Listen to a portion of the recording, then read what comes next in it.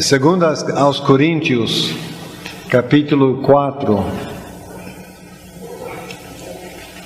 Segunda Epístola aos Coríntios, capítulo 4. Lembrando, não é o nosso proveito ignorar as manias de Satanás. Não seja ignorante dos ardis de Satanás.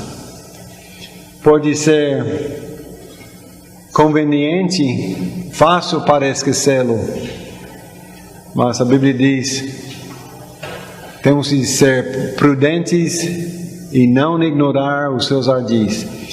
2 Coríntios 4, versículos 7 a 10.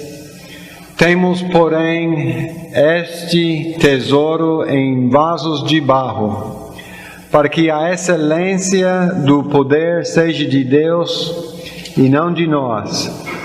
Em tudo somos atribulados, mas não angustiados, perplexos, mas não desanimados, perseguidos, mas não desamparados, abatidos, mas não destruídos, trazendo sempre por toda a parte a mortificação do Senhor Jesus no nosso corpo, para que a vida de Jesus se manifeste também nos nossos corpos.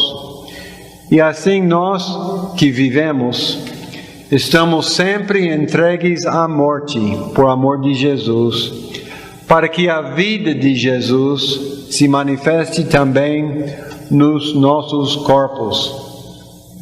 Satanás faz várias estratégias para promover o pecado no mundo, mas a Bíblia nos anuncia soluções para escaparmos dessas estratégias. Ele faz que o pecado seja como uma isca dourada num anzol enferrujado. Ele apresenta o pecado como se fosse uma coisa boa. Ele minimiza a nossa percepção de como o pecado pode ser destruidor. Ele representa Deus exageradamente bondoso. Então pode pecar porque no fim de tudo ele vai esquecer. Ele gosta de apresentar o pecado como é fácil de arrepender-se e deixá-lo. E ele quer nos convencer que uma aproximação ao pecado não é perigosa. Pode andar com o pecado sem o pecado se sujar.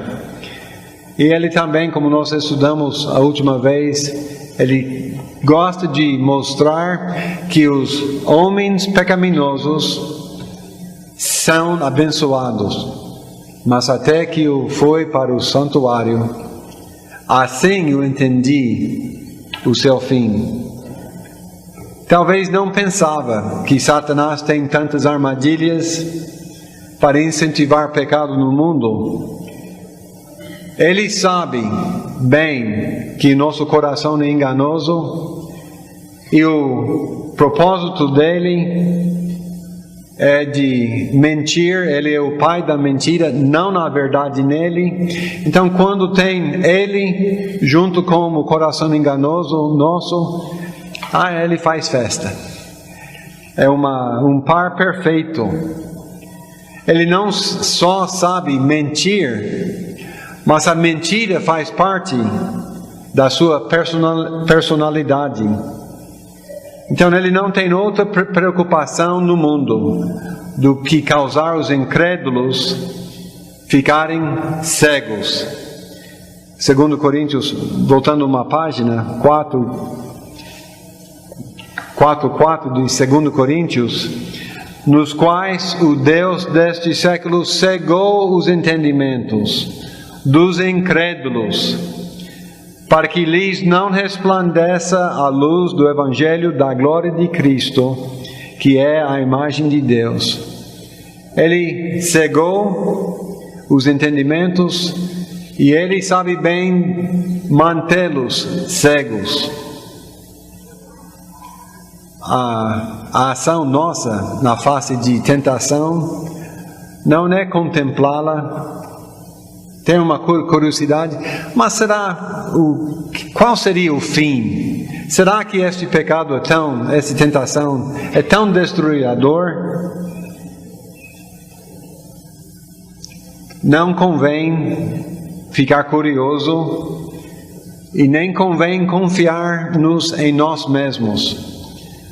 Os que são curiosos sobre as tentações e quer saber o fim delas, chama-se tolos e caídos. O inimigo de toda a justiça quer ainda te causar a cair e começar e continuar pecando. Mas outra artimanha dele, ele quer apresentar o sacrifício de uma vida santa como sendo pesados. O sacrifício de uma vida santa não vale a pena. Com a sua astúcia maligna, ele procura que o pecador não perceba a verdade das bênçãos dos fiéis que sofrem, mas ele quer tampar os olhos e quer mostrar que não há ninguém que sofre como os santos. Ele quer que você pense assim: não há outros no mundo que levam tantas aflições do que esses que querem andar glorificando a Deus. Ele insiste: olhe a Jó, olhe ao Jó, olhe como um problema após o outro veio afligir a sua vida. Ele continua: melhor é andar, mesmo em pecado, em caminhos que têm menos problemas e sofrimentos.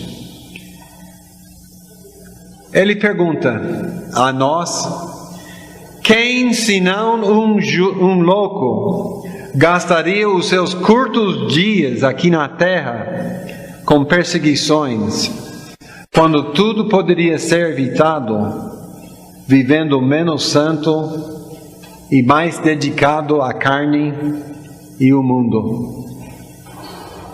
Quem, senão um louco, sacrificará-se para glorificar o Senhor? Não há recompensa que vale tantos sacrifícios.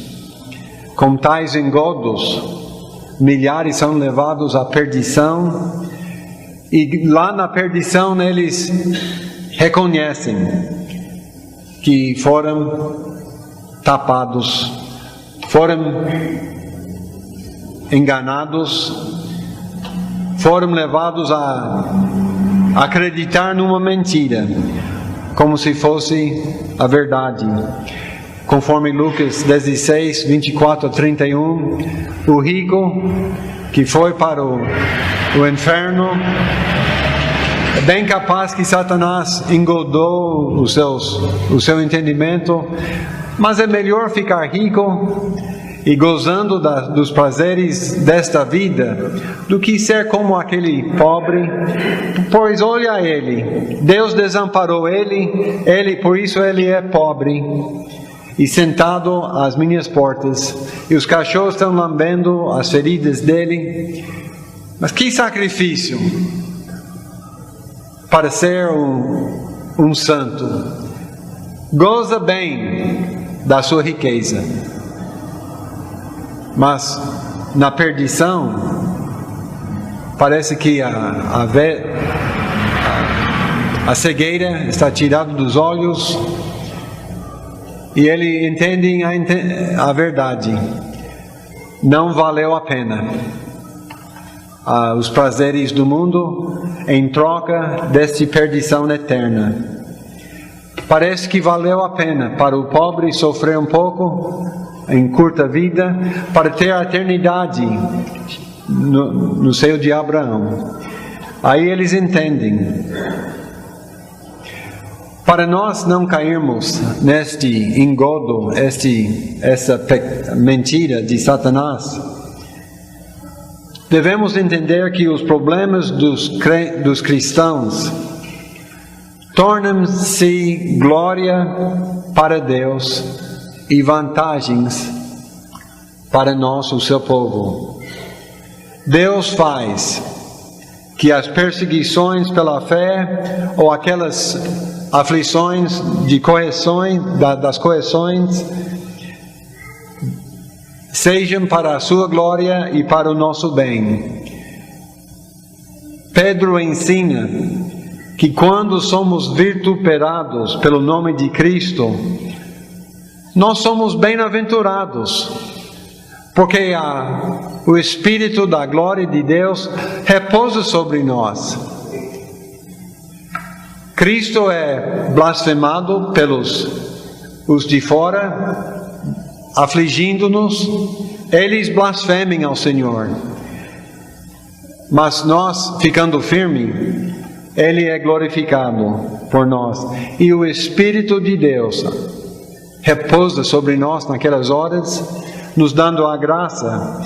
Então os problemas e as aflições que os cristãos tenham, tornem para ser glória para Deus e vantagem nossa. Se Satanás tenta te convencer que a vida da retidão dos salvos é isenta de bênçãos, ele está escondendo a verdade toda. Nós podemos até sermos corrigidos com a vara de Deus, e é certo que naquela hora ninguém gosta. Não parece glorioso, não temos gozo nas correções, mas depois as correções produzem um fruto pacífico de justiça. Então as correções e as aflições que o cristão tem trazem ricas bênçãos. Deus não nos deixa naquelas horas sem levar as aflições e os sacrifícios e sofrimentos para ser para a glória dEle e para o nosso bem. Podemos ler Romanos 8, 28 juntos. Romanos 8, 28.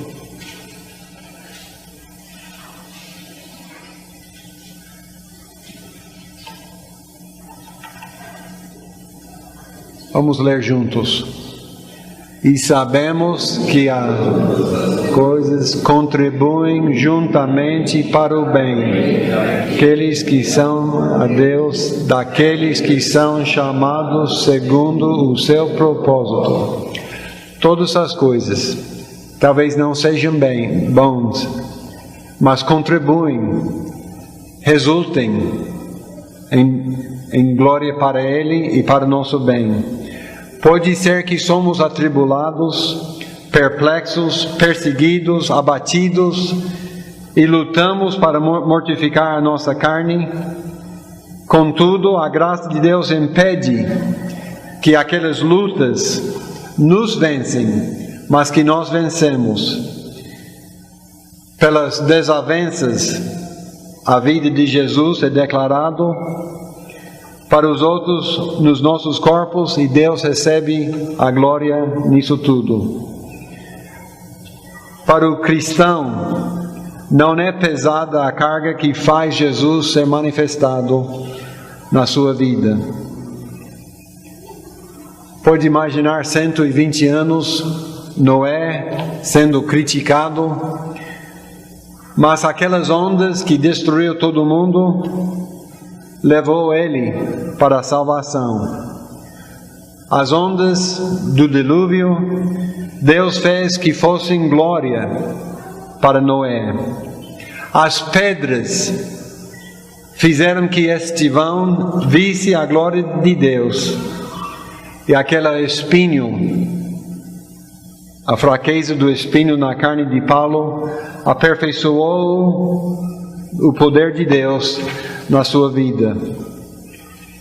Na verdade, os sacrifícios e a vida sacrificada para o Senhor não é somente pesada, mas leva-nos a glorificar Deus e leva para o nosso bem. E também é bom entender que as aflições que nós temos só atingem o corpo e não na parte nobre do crente. As aflições podem atingir o corpo e até o nosso coração, mas a nossa consciência não fica ofendida e ninguém pode tirar o seu gozo. Conhecendo a graça de Deus é recompensa suficiente, mesmo que o corpo sofre e o coração seja dilacerado. 1 Pedro 3, 13 a 17 diz: E qual é aquele que vos fará mal, se fordes zelosos do bem? Mas também se padecerdes por amor da justiça, sois bem-aventurados. E não temais com medo deles, nem vos turbeis.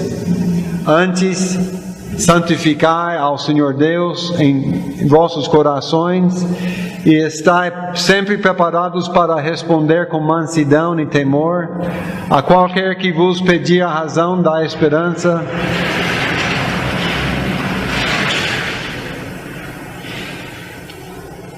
E estai sempre preparados para responder com mansidão e temor a qualquer que vos pedir a razão da esperança que há em vós, tendo uma boa consciência, para que naquilo em que fala mal de vós, como de malfeitores, fiquem confundidos os que blasfemam do vosso bom porte em Cristo. Porque melhor é que padeçais fazendo o bem, se a vontade de Deus assim o quer, do que fazendo mal. Amém? Eles querem fazer mal para nós, e fazer mal mesmo. Mas somos bem-aventurados. Eles não atingem ou tiram de nós uma boa consciência. E além de tudo, ainda temos a coroa, ainda temos Cristo e o céu.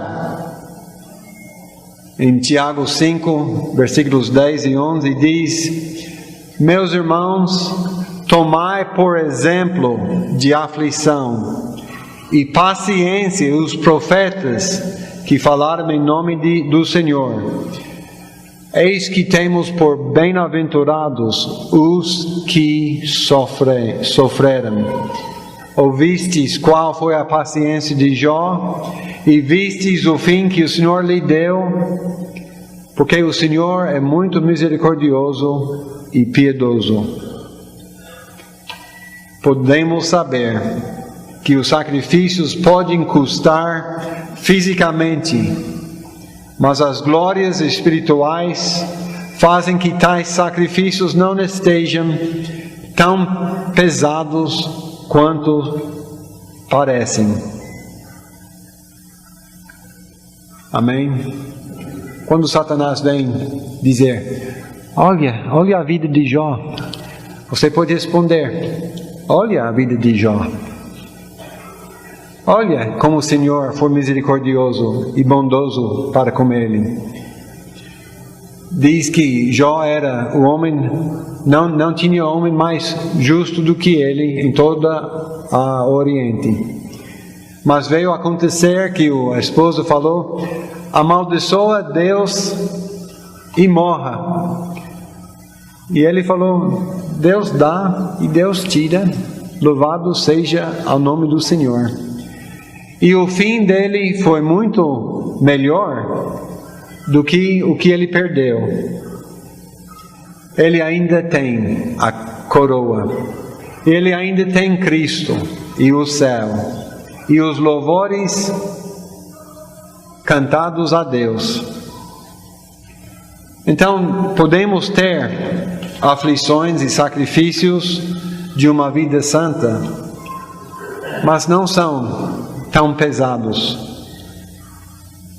Os problemas que temos tornem-se glória para Deus e vantagens para nós.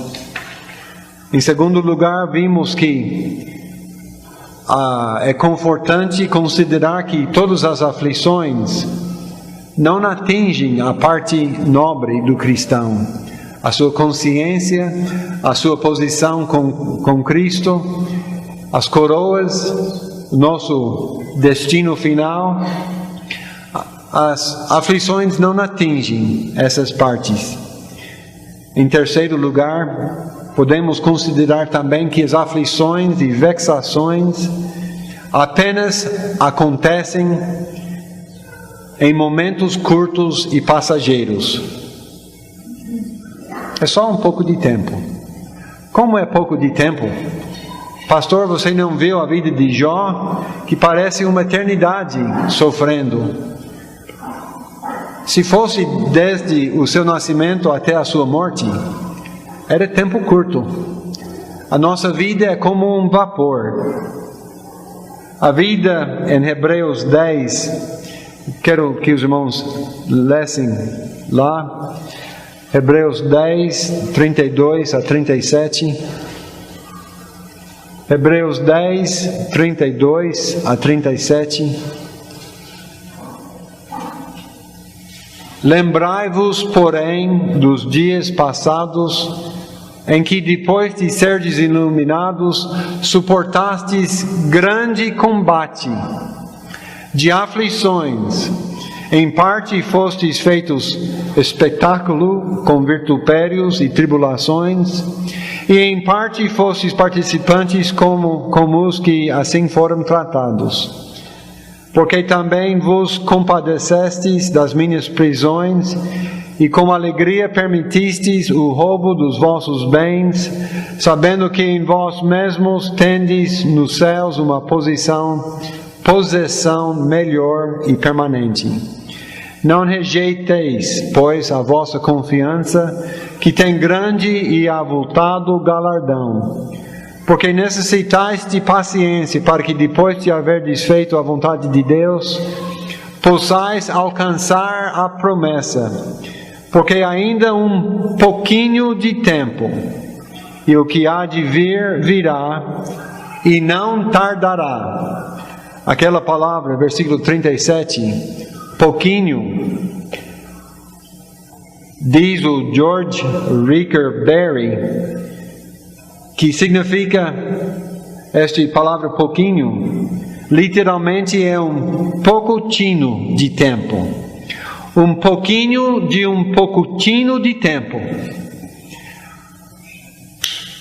Assim a vida.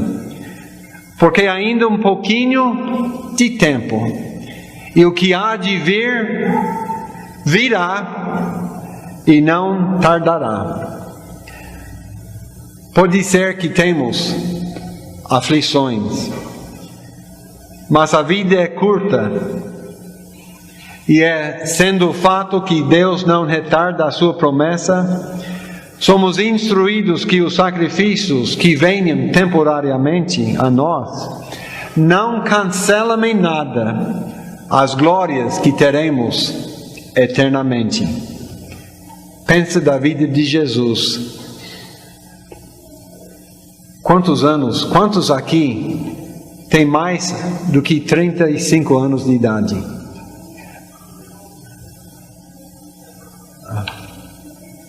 bastante de nós. Mas esta foi a vida de Jesus. Não mais do que 33,5, 34 anos de vida. E tinha menos de 4 anos em ministério público. Estes anos curtos eram privados de conforto e abundantes em desentendimentos, rejeições, traição, incredulidade da maior parte da população. Ele foi negado, abandonado, envergonhado, injustamente crucificado. Mesmo com tantas aflições trabalhosas, uma gloriosa exaltação estava perante ele. Se a vida de Cristo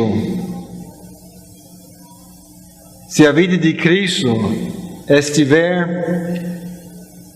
um exemplo para nós, podemos ser confiantes que há grande recompensa depois da vida sofrida. Pelo gozo que lhe estava proposto, suportou a cruz. Ele viu a salvação do teu povo. Ele viu o eterno agrado ao seu Pai. Ele viu a soberana exaltação da sua pessoa e do seu nome sobre todo nome. E ele viu a honra eterna à destra do seu Pai. Estas são só algumas das recompensas do gozo que lhe estava proposto perante ele quando sofria. Além dessas aflições que ele sofreu, pelo qual somos chamados, a sua vitoriosa é um exemplo hoje para todos que se arrependem e creem nele pela fé. Cristo passou por essas dificuldades. Ele suportou a cruz, desprezando a afronta, para salvar o seu povo. Ele dá, pelo pouco tempo que ele tinha de sofrimento, abunda em bênçãos eternas e gloriosas em cada um dos milhares e milhões do seu povo. Se você se julga pecador, arrepende-se dos seus pecados e crê neste Cristo que Deus deu como vitorioso. E depois vive pela fé, vive para Ele e como Ele. Ele exemplifica que tudo sofrido por causa da verdade tem grande recompensa. Para não cair nessa artimanha que Satanás procura apresentar o sacrifício de uma vida santa como sendo pesado, lembra que os problemas e os sacrifícios que tenhamos tornam-se para a glória do nosso Deus e para o nosso bem. Lembra também que esses problemas atingem o que é temporário. Lembra também que essas aflições atingem a parte física de nós, mas não atinge a nossa consciência, nem tira de nós as coroas, o céu e a nossa herança que temos em Cristo. Acho que convém pensar também que os problemas dos ímpios são bem mais pesados do que os problemas que eles podem causar aos crentes. As aflições nossas têm o conforto de Deus. Temos a sua presença e temos a sua graça. Mas os ímpios só têm juízo depois. Se o homem... Vamos ler Salmo 7, 12 a 16. Salmo 7, 12 a 16. Alguém gostaria de ler essa passagem, 12 a 16? Fiquem à vontade. Amém. Os ímpios podem ser usados na mão do tentador, do enganador, do acusador, de Satanás, aquele velho dragão, o diabo. O ímpio pode ser usado na mão dele para nos fazer sofrer. Mas, como que diz, ele cavou um poço e o fez fundo e caiu na cova que fez. A sua obra volta a ele sobre a sua própria cabeça. A sua violência descerá sobre a sua própria cabeça. Os problemas dos ímpios são mais pesados do que os problemas que eles fazem aos crentes. Em Tiago 5, deixe-me ler, fala sobre os ricos, não os ricos em geral, mas ao rico que está rico por fazer violência. Eia, pois, agora vós, ricos, chorai e prantear por vossas misérias, que sobre vós hão de vir. As vossas riquezas estão apodrecidas, e as vossas vestes estão comidas de traça. O vosso ouro e a vossa prata se enferrujarem, e a sua ferrugem dará testemunho contra vós, e comerá como fogo a vossa carne. Entesourastes para os últimos dias. Qualquer rico? Não. Versículo 4. Eis que o jornal dos trabalhadores que ceifaram as vossas terras, e que por vós foi diminuído, clama. E os clamores dos que ceifaram entraram nos ouvidos do Senhor dos Exércitos. Os que fiquem ricos por ser injusto pelos que estão trabalhando por eles, aqueles que fiquem com parte do salário que prometeram para os ceifeiros, aquele que guarda aquela parte para ficar rico, aquela vai correr por dentro deles, pela eternidade, como que diz aqui, dará testemunho contra vós e comerá como fogo a vossa carne, entesourastes para os últimos dias. Versículo 5, deliciosamente vivistes sobre a terra, e vos deleitastes, cevastes os vossos corações como num dia de matança. Condenastes e matastes o justo, e ele não vos resistiu. Para estes ele diz, chorai e pranteai por vossas misérias que sobre vós hão de vir. Os problemas que os ímpios têm nesta vida são maiores e mais pesados do que os problemas que eles podem provocar a nós. A verdade é exatamente oposta das mentiras de Satanás. A verdade é que são pesadas as vidas dos ímpios, mais do que a vida dos salvos. Os cristãos têm um final feliz, mas os ímpios não. Os cristãos têm paz no meio da aflição, e a sua consciência é aguardada em paz. Os ímpios, apesar das aparências, não têm paz. Isaías fala em Isaías 57, 20 e 21, para o ímpio não há paz. Qual é a vantagem, então, ter a riqueza, a abundância, bons negócios, ou numerosos conhecidos e planos grandiosos, se a ira de Deus está permanecendo sobre a sua vida? Que adianta? Quando Satanás vem a você mentindo, a vida dos santos, a vida é somente sofrida.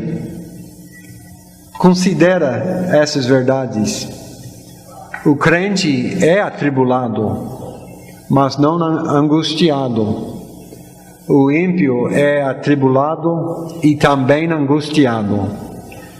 O crente é perplexo, mas não desanimado. O ímpio é perplexo e também desanimado. O crente é perseguido, mas não desamparado. O ímpio é perseguido e também desamparado. O crente é abatido, mas não destruído. O ímpio é abatido e depois destruído eternamente.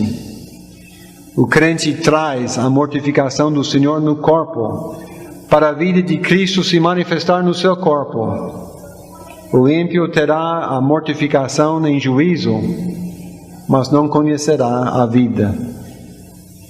Depois que o crente padeça, ele é aperfeiçoado, confirmado, fortificado e fortalecido. O ímpio padeça e depois é rejeitado, não tendo amparo divino nenhum. Pelo fim dos ímpios ser angustiado, Satanás deseja que eles não considerem a verdade sobre eles, mas fiquem olhando a vida ruim dos cristãos, que ele diz que é ruim. Não deixe de ser enganado por ele. E os cristãos, não deixem de exercitar-se nas defesas habituais para não cair nessa ou outra armadilha. Quais são esses defesas habituais? Uma coisa é bom de ser contente com o que tem. Jesus é o mesmo hoje, ontem e para sempre. Seja contente com o que tens. Procure as melhores coisas que acompanham a salvação, o crescimento na graça, o crescimento no conhecimento de Cristo. Procure a conformação na imagem de Cristo. Procure o fruto do Espírito. Ande pela fé e não pela vista.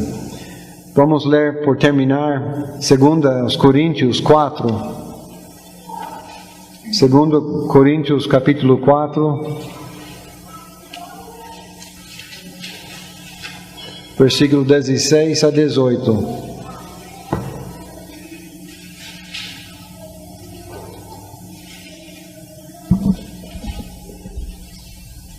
Temos uma vida sacrificada, mas não é pesada demais. Amém? Por isso, não desfalecemos, mas ainda que o nosso homem exterior se corrompa, o interior, contudo, se renova de dia em dia. Porque a nossa leve e momentânea tribulação produz para nós um peso eterno de glória muito excelente, não atentando nós nas coisas que se veem, mas nas que se não veem. Porque os que se veem são temporais, e as que se não veem são eternas. Fique olhando no que é eterno. Que Deus te abençoe e te dá sabedoria. Que Deus abençoe. Obrigado.